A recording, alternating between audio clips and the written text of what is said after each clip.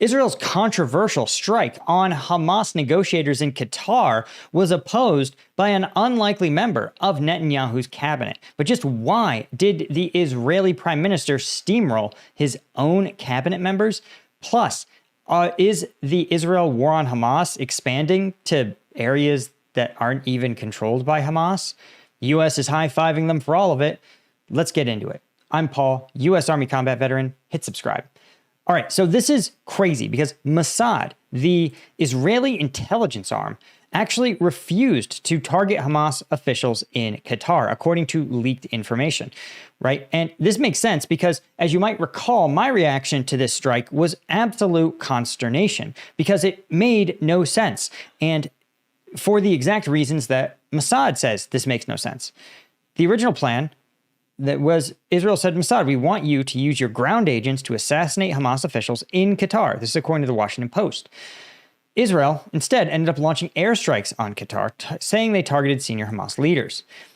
Now, Mossad actually appeared to have not even signed on to any of these Israeli statements because the Mossad chief opposed the strike, partly because such an action could rupture the relationship he and his agency had cultivated with the Qataris. Qatar has hosted Hamas and mediated ceasefire talks. So if the Israeli goal is to return those hostages via a negotiated settlement, something that is the only way any of these hostages have been returned alive, literally to date, the IDF has rescued 0 of their hostages using military operations. So it's fair to say that the negotiations were the vehicle to get back Israeli hostages, which they say is the primary motivation for the war. Well, part of negotiations is having a place where they happen.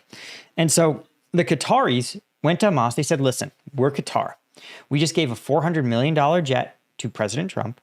We have tremendous investments that are linked to Trump allies like Jared Kushner and his wife, Ivanka Trump. And we also have assurances from the United States that we are a sovereign nation and we are an independent country that is not going to be targeted in this way. The Qataris also point out, they say, listen, Doha hosted the Taliban government or at least emissaries from the Taliban government for 20 years. When the U.S. itself needed to do a deal with the Taliban, they approached the Taliban in Qatar. That's where these negotiations happened. And so Hamas says, yeah, we believe you. We think that we will have our representatives in Qatar in order to conduct these negotiations. And these are, by the way, U.S.-backed negotiations. Steve Witkoff routinely travels to Qatar to do his negotiations, which again have gone nowhere because Steve Witkoff is terrible at his job. But this is a U.S. envoy backing this effort. And so you know it's bad when even Mossad is like, guys, we have worked really hard with the Qataris to make sure that they are like the Switzerland. They're like the Casablanca of the Middle East, a place where you guys can go, where you can be safe, and your representatives can discuss important issues, deconflict, that sort of stuff. And Israeli intelligence, don't kid yourselves, Israeli intelligence and their agents absolutely work with the Qataris, absolutely work with the Saudis, absolutely work with the Egyptians. They all have plenty of mutual enemies. And again, the Qataris are happy to host all of it. And so the fact that Netanyahu was told by Mossad, listen, don't do this. You're literally targeting the negotiations here. And not only did Mossad say, don't do this, the IDF forces chief actually also opposed the, quote, timing of the strike, right? And though the strategic affairs minister and defense minister supported Netanyahu, right? But of course, the senior IDF officer in charge of hostage negotiations was not even invited because they knew he would be like, no, because I'm negotiating with these people. I have personally guaranteed their safety in conducting these negotiations. So you got to understand that the level of violation of international norms being committed by But basically Netanyahu alone. This is the preposterous part. Do you know, like, Mossad is not a fan of Hamas. Okay, Mossad is not soft on Hamas. For them to be like, this is not serving our own strategic objectives. Like, why? Why would you do this? As they point out, Mossad was like, listen, if we don't like these individual guys, we can get them in a year, we can get them in 2 years, we can get them in 4 years. And we won't have to do it during negotiations. Mossad knows how to do it. He said, why do it now? Of course, the result has blown up the relationships in the Middle East. Qatar condemned the strike as state terrorism and a betrayal of the mediation process. Right? They've said, of course, that this strike is in response to a Hamas attack on Jerusalem that killed 4 soldiers in Gaza. What? It doesn't make any sense. But again, and of course, Netanyahu's like, remember the 9/11 attacks, right? But again, as we point out, the U.S. negotiated with the Taliban representatives in Qatar. They respected the places where diplomacy happens. Now, here's the thing. Despite it actively working against the U.S.'s interest, the U.S. stated goal of getting the hostages returned, reaching some kind of Hamas-free Gaza Strip solution, as ghoulish as some of the U.S. options look like, you know, bulldozing people's homes and building casinos, Netanyahu and Marco Rubio, of course, Rubio went to Israel and just absolutely showed that the U.S., we are behind you 100%. Despite literally a strike on a U.S. ally, one that paid a lot of money to enrich the president with their donation of a new Air Force One,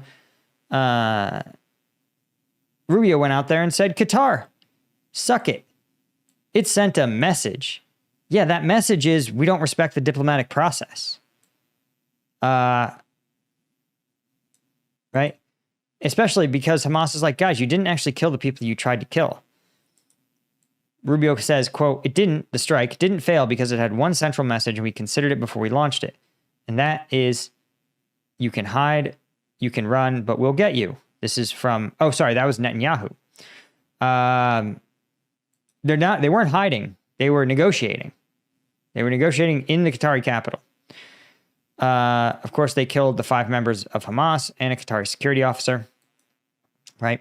But failed to take out Hamas's top brass. Basically, the fear, as we've talked about, is that the Abraham Accords, this is something that Trump has been really viewed as a linchpin of his sort of peace first agenda, are absolutely blown up by this. And this is just a level. The no Middle Eastern government is going to be able to do a deal with the Israelis for this reason. And the Israelis are trying to sort of help the U.S. out. They're saying this was a wholly independent decision by Israel. We assume full responsibility. We did it on our own, period. But if that were true and they said, listen, this was our call, then the U.S. would say, okay, well, we condemn it. But instead of condemning it, again, we see Marco Rubio out here kissing the fucking wall. Look. And, to make it worse, according to Axios reports, the Israelis are like, listen, we're also going to annex the West Bank. Now, for those of you that have missed the last 2 years, Hamas is a political entity that operates in the Gaza Strip.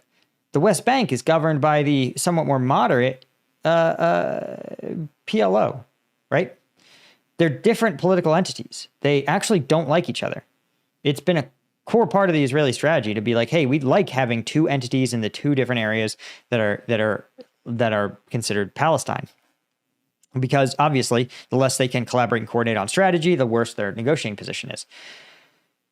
And part of the argument for moderation by people like the PLO has been, listen, we're not Hamas. The Israelis are not going to go after us. We're not trying to purge Israel from existence. We're moderate. We are safer. We are allowed to live in greater economic prosperity, relatively speaking, than the Gazans because we don't endorse their level of violence. So you understand how incredibly, incredibly problematic it is and radicalizing it'll be if the IDF says, actually, we're just going to take over the West Bank. Because most of the international community view the West Bank as occupied and would consider Israeli annexations illegal and inflammatory. The UAE has warned that the annexation of the West Bank would basically destroy the UAE-Israel peace treaty and all of the Abraham Accords entirely.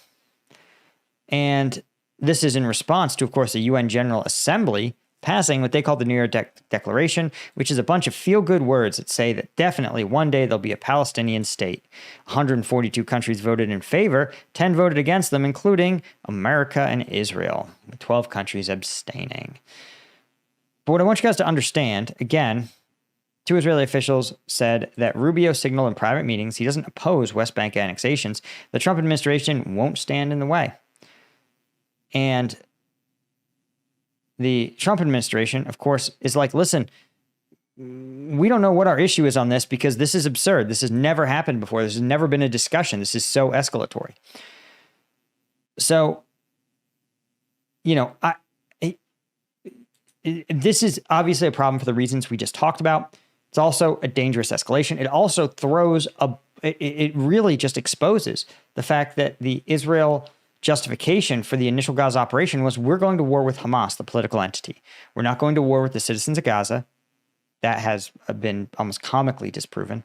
We're not going to war with the Palestinians of the West Bank. But now you're talking about taking over the West Bank. So who aren't you at war with? Again, this is one of those things where it's like, if your goal, and again, I'm not going to argue one way or the other whether or not this is like the G word. But if you're worried about the international community viewing you as committing the bad G word, this is not the action you would take. Again, this is just not the action you would take. Any analogy I do is going to be pretty inadequate. But if you take away anything from this, please understand that this is, again, a sign of increasing escalation in the conflict, increasingly dangerous, increasingly deadly, and expanding in scope rapidly. And this White House seems to have just such a limited grasp, a limited ability as negotiators to actually curtail this. It's not even clear they want to. It's not even clear they care. Guys, we are helping out the units in Ukraine who are holding the line against Russian aggression. In Kramatorsk, units like Azov, the Liut Brigade, are fighting tooth and nail against Russian advances, and in places, they're even driving the Russians back. So we're going to help them out. They are holding the fortress city of Kramatorsk, place that I've personally been to, and best of all, an anonymous donor is matching 100%. Every dollar you give will be matched by an anonymous donor. So help them out. The link to the fundraiser is in the description. It's a US 501c3, and donors can get hooked up with different rewards at different tiers, including a patch from the Kramatorsk Patrol Police, which is kind of sick, patch from the guys at the Corvus of the unit of the 93rd Brigade. These are one of the best drone units in the entire Ukrainian military, guys I have also personally met. So check it out and help them out. Plus, a huge thank you to the Colonel tier members of Combat Vet News, guys like AL90, James Porsche, Steve Moran, Doug Beck, Alex Williams, Henry Roussier, as well as all of our Lieutenant tier members. Couldn't do it without you guys. Thank you so much, and I'll see you in the next one. Cheers.